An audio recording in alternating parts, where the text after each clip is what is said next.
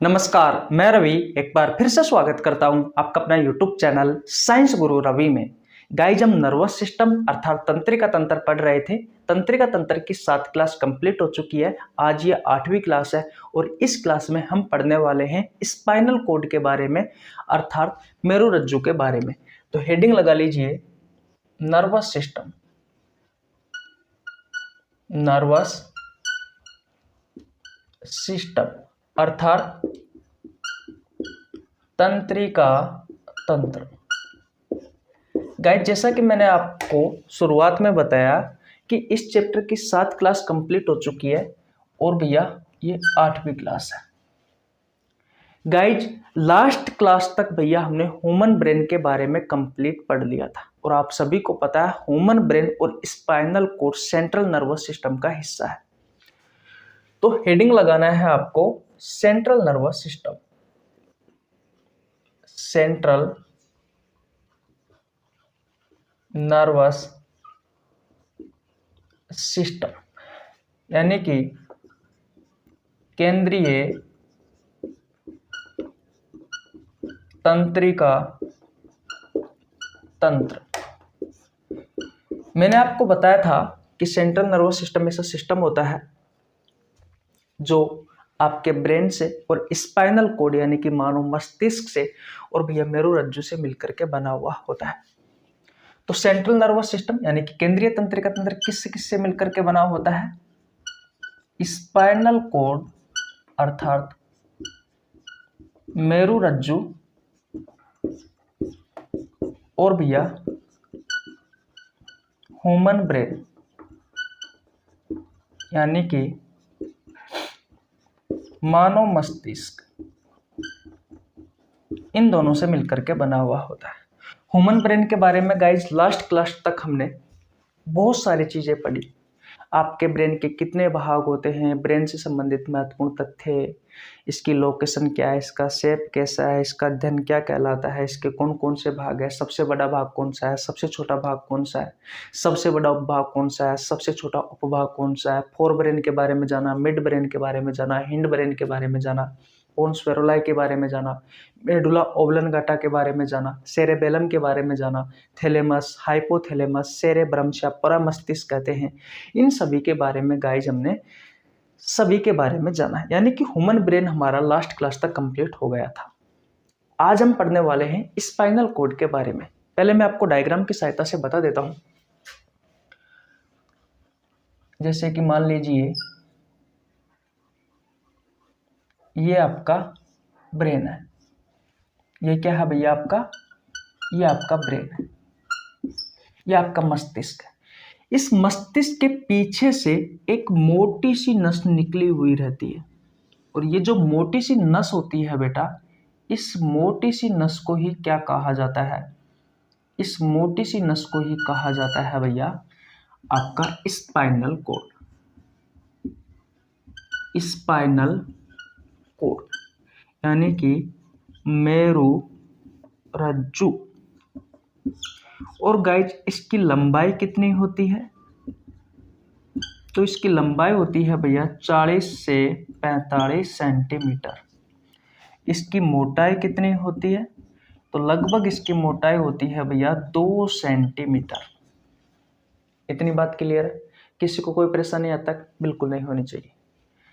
Guys इसके चारों ओर जो आपकी रीढ़ की हड्डी होती है, जो आपकी बैकबोन होती है, उनकी संख्या होती है बेटा वयस्क में तो होती है 26 और भैया बच्चों में होती है 33।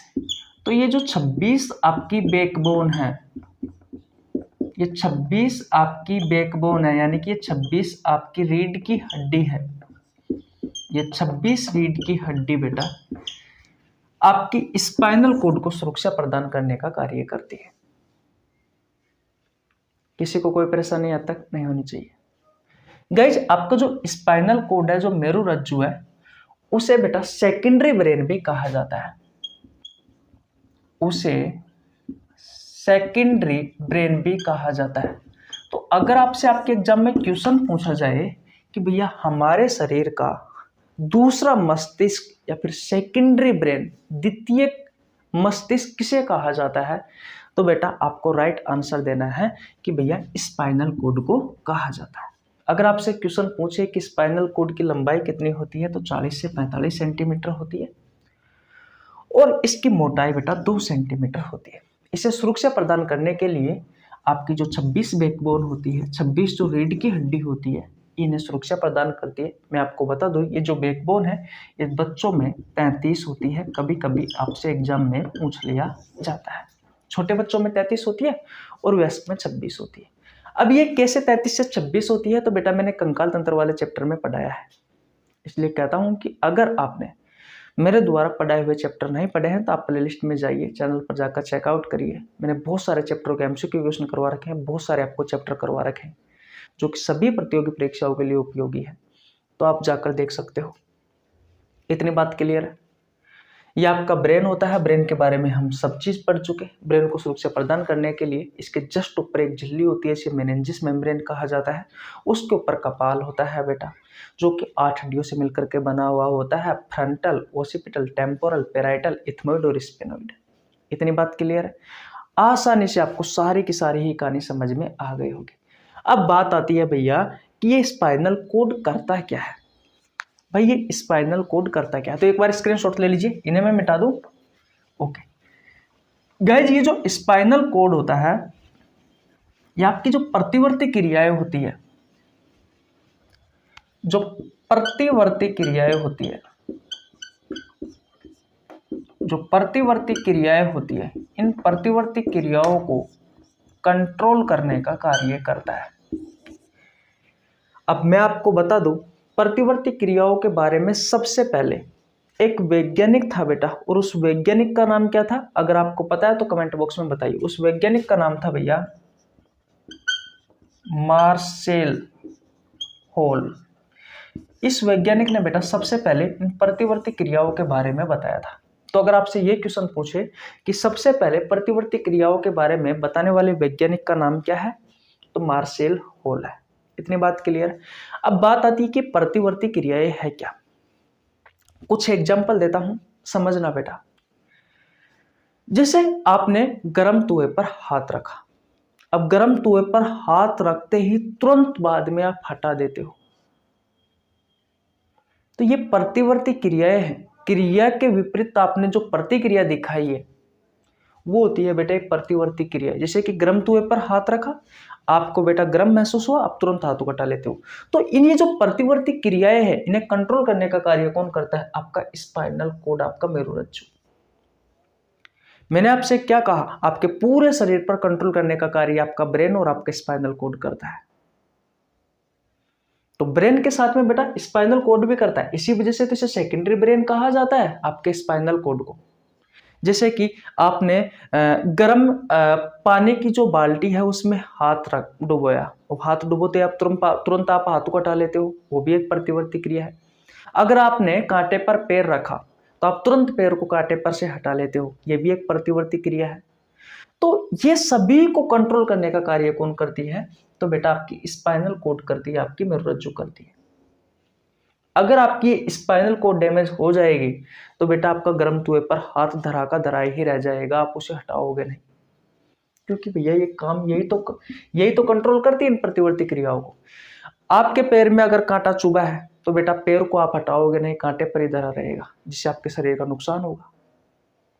तो आपका जो स्पाइनल कॉर्ड होता है बेटा, ये प्रतिवर्ती जो क्रियाएं हैं, जैसे कि गर्म तवे पर हाथ रखा तो तुरंत आपको हटा लिया, पैर पर कांटा रखा, किसी ने आपको सुई चुभोई तो आप उसे पीछे की ओर हट जाते हो, यानी कि उससे दूर हट जाते हो। तो ये सभी प्रतिवर्ती क्रियाओं को कंट्रोल करने का कार्य करता है। सबसे पहले प्रतिवर्ती क्रियाओं के बारे में बताने वाला जो वैज्ञानिक है वो मार्शल हॉल है। और बात करें स्पाइनल कॉर्ड, इसकी लंबाई 40 से 45 सेंटीमीटर है, इसकी मोटाई 2 सेंटीमीटर होती है, और ये ब्रेन के पीछे से निकलती है जो कि कमर तक जाती है। इसकी 26 बैकबोन जो हमारी रीढ़ की हड्डी होती है इन्हें सुरक्षा प्रदान करती है, इन्हें सेकेंडरी ब्रेन भी कहा जाता है। इसके अलावा बेटा आपको इस स्पाइनल कॉर्ड में ज़्यादा कुछ याद करने की आवश्यकता नहीं है। जो बातें थी मैंने आपको बता दी, छोटी सी क्लास हुई है आज की, कल हम बेटा नर्वस सिस्टम की लास्ट क्लास रहेगी और कल की वीडियो में हम बात करने वाले हैं न्यूरॉन के बारे में या तंत्रिका कोशिका के बारे में, जो कि तंत्रिका कोशिका की सबसे छोटी इकाई है, तंत्रिका कोशिका की सबसे छोटी क्रियात्मक और संरचनात्मक इकाई है, या आप कह सकते हो कि ब्रेन की सबसे छोटी इकाई है, या ब्रेन की क्रियात्मक और संरचनात्मक इकाई है। इतनी बात क्लियर है, स्क्रीनशॉट ले लीजिएगा।